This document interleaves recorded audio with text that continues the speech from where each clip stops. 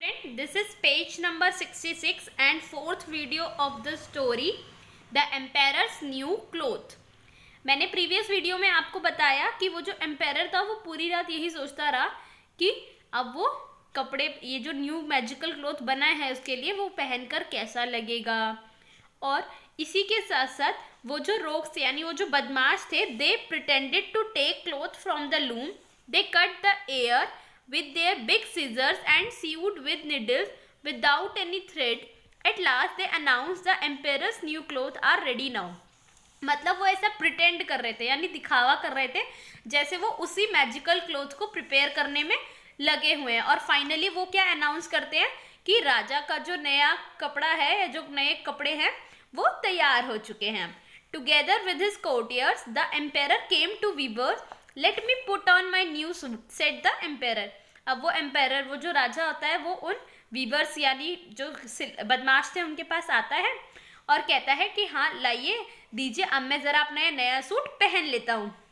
The empire took off the clothes he was wearing and the rogues pretended to put on him each new garment that they had stitched.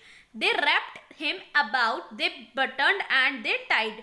अब empire ने क्या किया, अपने जो कपड़े पहन रखे थे वो उसने उतारने स्टार्ट किए और इसके साथ साथ वो जो रोग्स थे यानी वो जो बदमाश थे उन्होंने फिर ऐसा दिखावा किया कि जैसे वो एक एक करके उसको उसके कपड़े पहना रहे हैं। लाइक नीचे से पहले पैंट पहना रहे हैं, ऊपर वो कोट पहना रहे हैं, ऐसा उन्होंने दिखावा किया और उसके बटन वगैरह बंद कर रहे हैं।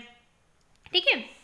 The empire turned round and round in front of the mirror and looked and nodded his head in the approval.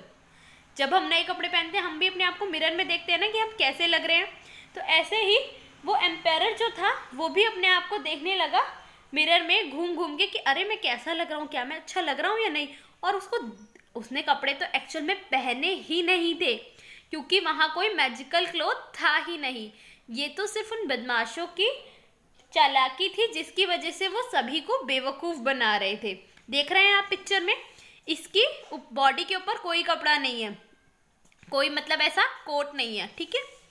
How well his majesty look in his new suit, what a becoming style, what beautiful colours, courtiers exclaimed. अब उसके साथ सभा के लोग थे उन लोगों ने भी उसकी तारीफ करना स्टार्ट कर दिया कि अरे वाह आप तो बड़े ही अच्छे लग रहे हैं और ये तो कितना अच्छा सूट कर रहा है आप पे।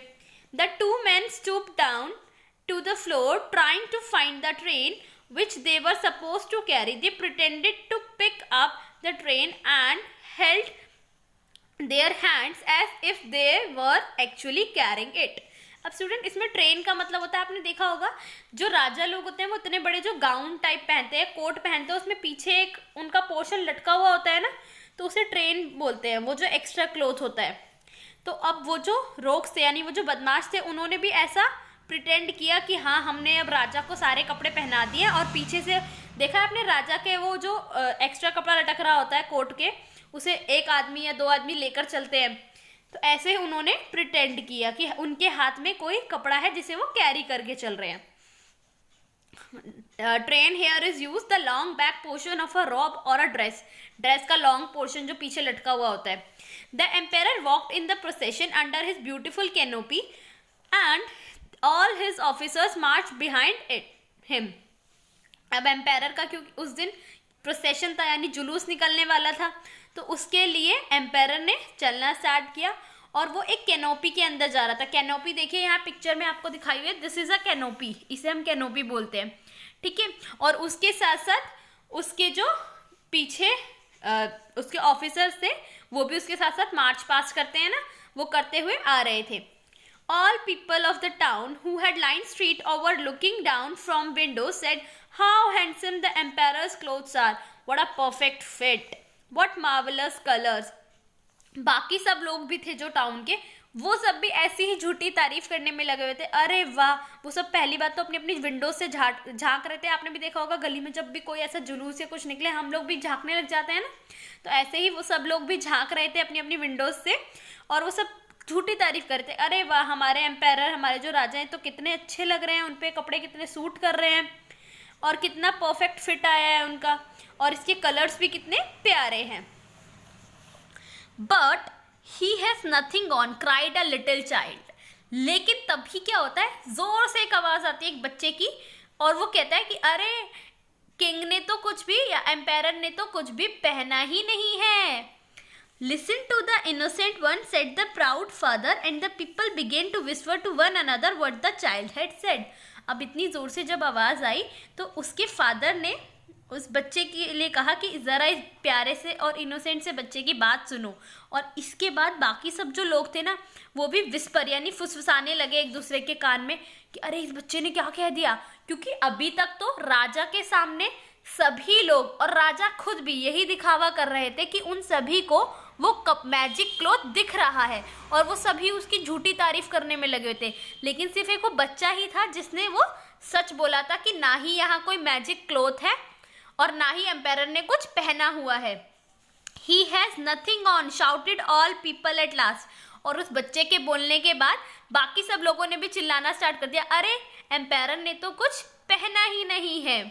The emperor heard what they said and he trembled, for he knew that people were right, but he thought that procession must go on now, so he held himself stiffer than ever, and behind him walked his officers carrying the train that wasn't there.